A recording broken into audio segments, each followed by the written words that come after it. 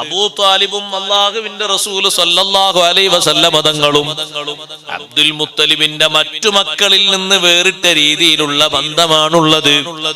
സ്വന്തം ഉപ്പയായ അബ്ദുല്ലാഹി എന്നവരുടെ ഉമ്മയും അബൂ താലിബിന്റെ ഉമ്മയും ഒരേ ഉമ്മയാണ്. അതേ സമയത്ത് ഹംസത്ത് എന്നവരുടെ ഉമ്മയും അബ്ബാസ് എന്നവരുടെ ഉമ്മയും മറ്റുള്ളവരുടെ ഉമ്മയും വേറെയാണ്.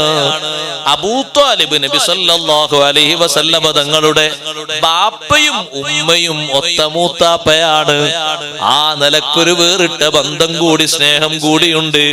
അതുകൊണ്ടാണ് അബ്ദുൽ മുത്തലിബ് ആ നിലക്കും കൂടി ഏൽപ്പിക്കാനുള്ളൊരു കാരണം.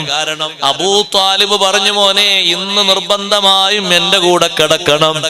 നിർബന്ധത്തിന് വഴങ്ങി ഹബീബ് സല്ലല്ലാഹു അലൈഹി വസല്ലം തങ്ങൾ അബൂ താലിബ് എന്ന മൂത്താപ്പ കുറെ ആയില്ലേ പറയുന്നത്, ഇന്ന് മൂത്താപ്പാന്റെ കൂടെ ഒന്ന് കിടന്നിട്ട് കിടക്കാൻ പറ്റുമോ ഇല്ലേ എന്നൊന്ന് കാണിച്ചു കൊടുക്കാം. അബ്ബാസിനെ വിളിച്ചു പറയുന്നു, അബ്ബാസേ വല്ലാത്തൊരു അത്ഭുതമാണ്, നിന്റെ സഹോദരപുത്രൻ ഒരു സാധാരണ മനുഷ്യനല്ല.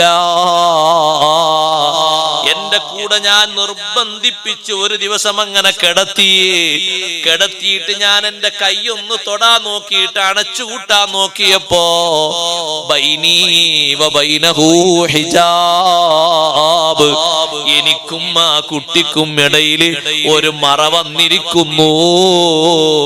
ഞാൻ എത്ര തൊട്ടിട്ടും അങ്ങോട്ട് എത്തുന്നില്ല. ശരീരം തൊടാൻ എനിക്ക് കഴിയുന്നില്ല, അണച്ചുകൂട്ടാൻ എന്നെ കൊണ്ട് സാധിക്കുന്നില്ല.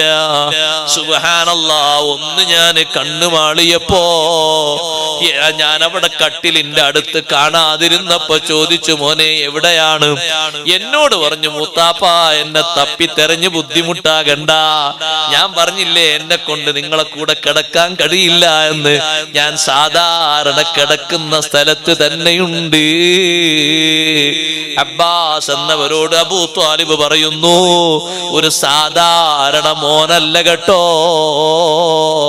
സഹോദരങ്ങളെ, നമ്മൾ വിശ്വസിക്കേണ്ടത്, ചിന്തിക്കേണ്ടത്, പഠിക്കേണ്ടത്, ഉൾക്കൊള്ളേണ്ടത് അഷ്റഫുൽ ഖൽഖ് സയ്യിദുനാ റസൂലുള്ളാഹി സ്വല്ലല്ലാഹു അലൈഹി വസല്ലം തങ്ങളുടെ ജീവിതത്തിന്റെ വിശുദ്ധി, അതേ പിറന്നത് മുതൽക്ക് തന്നെ റബ്ബ് സുബ്ഹാനഹു വ തആല വേറിട്ട വിശുദ്ധി നൽകിയിട്ടുണ്ട്.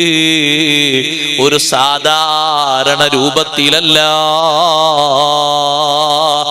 ഞാനെന്താണ് അതിന് തെളിവ് പറഞ്ഞത്? എന്റെ വകയല്ല. ഇമാം ഖുർത്തുബി റളിയല്ലാഹു അൻഹു അടക്കമുള്ള ഖുർആൻ പണ്ഡിതന്മാര് വിശദീകരിച്ചൊരാ